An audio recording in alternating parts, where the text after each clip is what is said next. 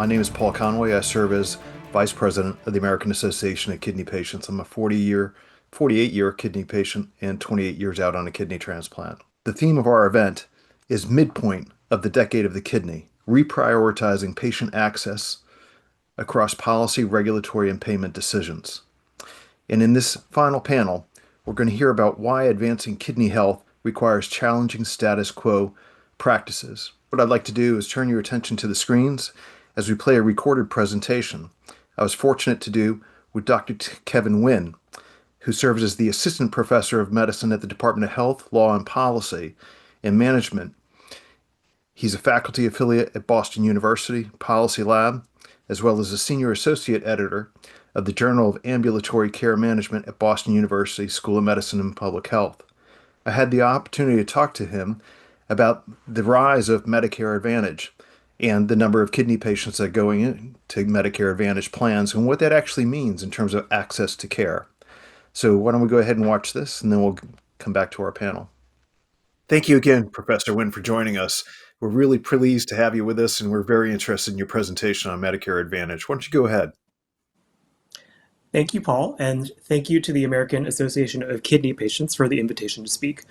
I'm sorry I'm unable to be at the Policy Summit in person, but I appreciate the opportunities to share some brief remarks around the role of Medicare Advantage among people with kidney failure. So today I'll be presenting on work that was recently published in JAMA Network Open that evaluated changes in Medicare Advantage enrollment among beneficiaries with kidney failure in the first 2 years of the 21st Century Cures Act. Before I start, I just wanted to acknowledge my terrific co-authors at Brown University and the University of Washington, as well as funding from NIDDK. I've also provided a citation to the full paper if you have any interest in doing a deeper dive.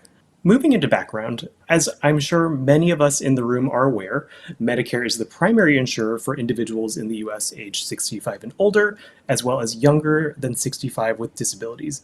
Importantly, particularly to this audience, Medicare provides health insurance coverage for most patients with kidney failure, with coverage beginning 91 days after initiating hemodialysis or at the time of enrolling in training for home-based dialysis. And while Medicare provides crucial coverage for more than 90% of Americans with kidney failure, there can be some substantial out-of-pocket costs in the form of premiums and deductibles.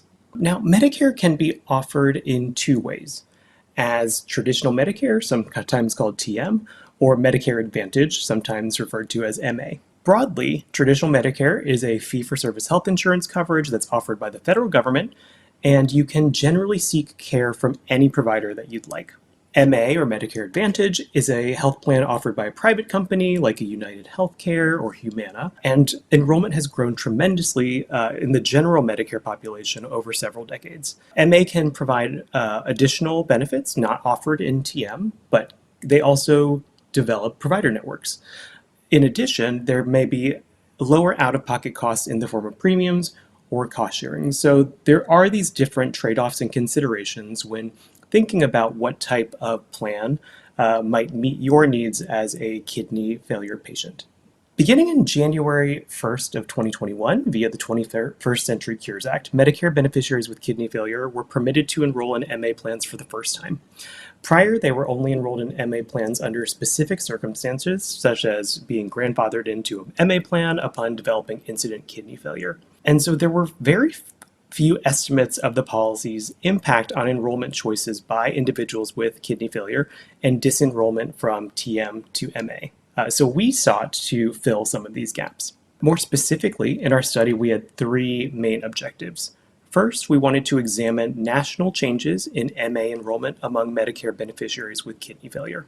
Second, we wanted to compare the characteristics of those who stayed in traditional Medicare to those who switched from traditional Medicare to Medicare Advantage. And third, among those folks who newly enrolled in MA in 2021 following the Cures Act, we wanted to assess who remained in their MA contract, who switched MA contracts, and who switched back into traditional Medicare in the subsequent year, 2022. Moving on to the findings, in this graph, we show Medicare Advantage enrollment among Medicare beneficiaries with kidney failure.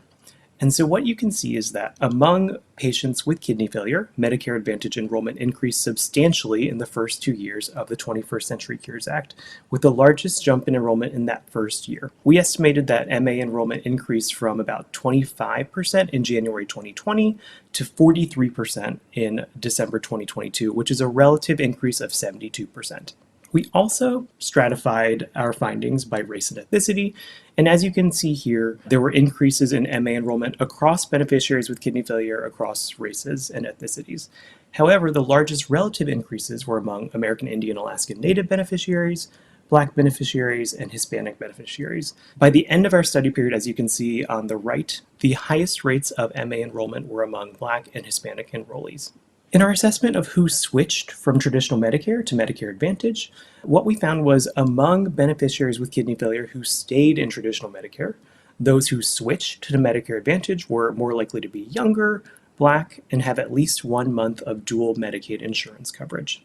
In our assessment of how enrollment changed in that second year of the Cures Act among those who had newly enrolled in an MA plan in 2021, we found that most, about 70%, remained in that exact same MA contract. However, about 7.9 switched back to traditional Medicare, and 22% switched to a different MA contract, which I'll note is slightly larger in magnitude when compared to estimates among the general Medicare population. And then lastly, we assessed how MA contract characteristics changed between 2021 and 2022 among beneficiaries with kidney failure who were enrolled in MA.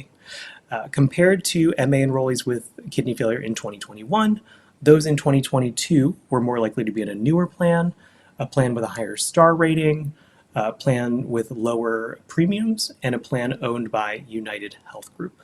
What I would like to leave you with is a couple implications for policy and practice.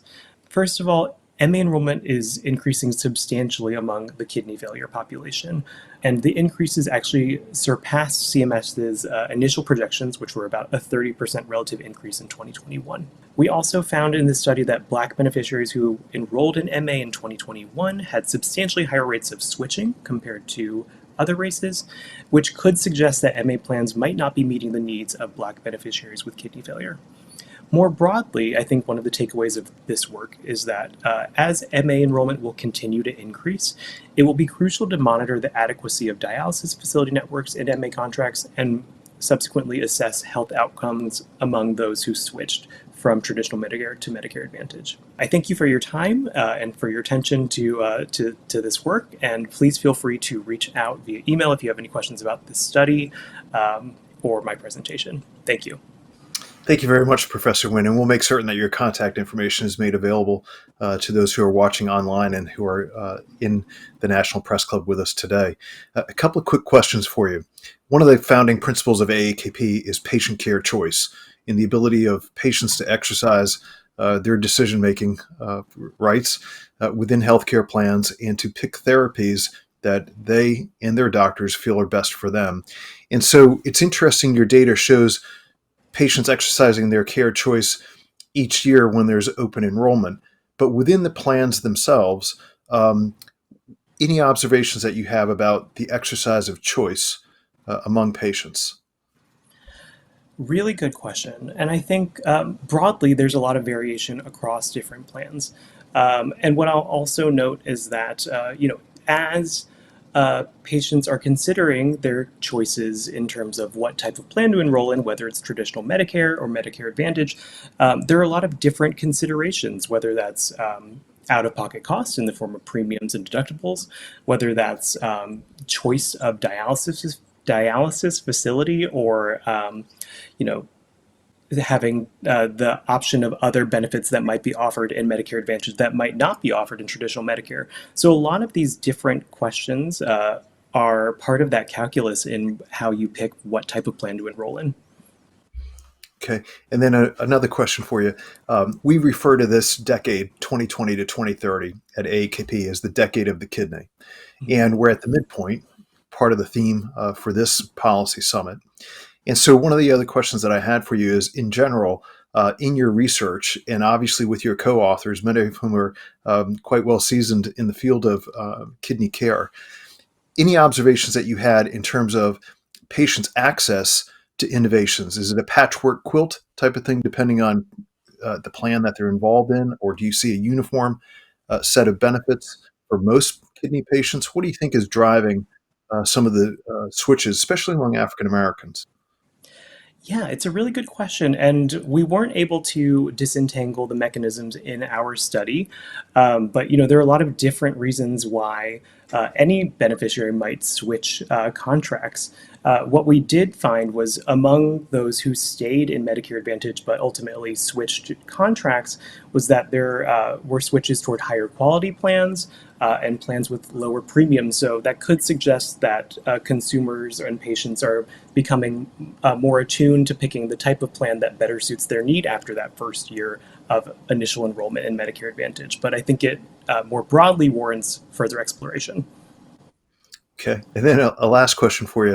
At AAKP, we don't think of ourselves as patients. We think of ourselves as patient consumers. And this is vitally important when you think about our ability, again, to make different choices, but also our sensitivity to the fact that kidney care costs a tremendous amount of money.